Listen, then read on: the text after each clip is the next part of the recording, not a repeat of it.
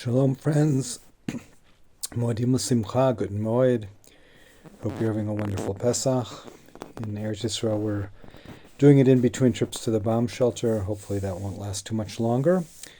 I want to share with you a teaching from the Piaseczner Rebbe, which is in Derech HaMelech. It's listed as Achron Shel Pesach, the 8th day of Pesach, the 2nd day of Yom Tov in Chutz La'aretz Tafresh Tzadi in 1930.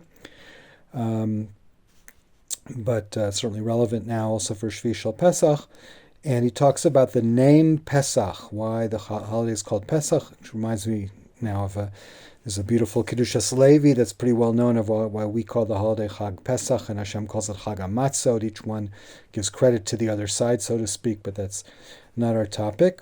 But the Piaseczner Rebbe says that in this drasha, that the Pesach has to do with being able to raise up to a higher level of light than one normally can. And he says it's called Pesach because it's all Shem Pisuach v'dilug, to be able to pass over and jump over. And he says that usually we're held back, we're constricted, we're not able to jump beyond our normal level. And on Pesach we were given the ability by Hashem to jump up in one time, to lidaleg, to jump, to pass over, to go up. He's not talking about Hashem passing over the houses of the Jews. He's talking about the Jews jumping up. Actually, it just popped into my head now in his famous guided imagery for Yetziat Mitzrayim in the 7th chapter of Hachshad Avrechim, where the Rebbe writes, we didn't walk out of Egypt, we danced out of Egypt.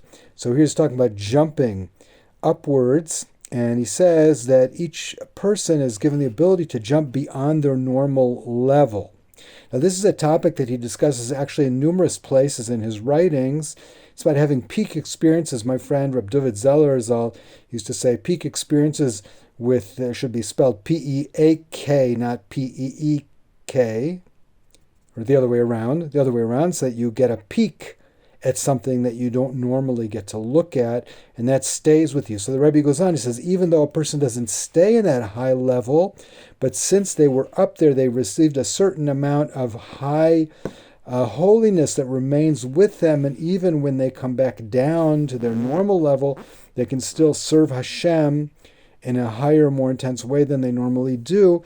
And he says that's why this holiday is called Pesach, because we're given this opportunity to have this great leap of faith, in the sense of leaping to a higher level of faith, higher level of consciousness, of awareness of Hashem, and to bring that with us into the rest of the year. So let us go out of this Pesach with a heightened consciousness, because we were given the opportunity to see a higher reality. Look also in Chovad HaTalmidim, where the Rebbe discusses the night of the Seder, and how we see everything in the room is participating in the Simcha.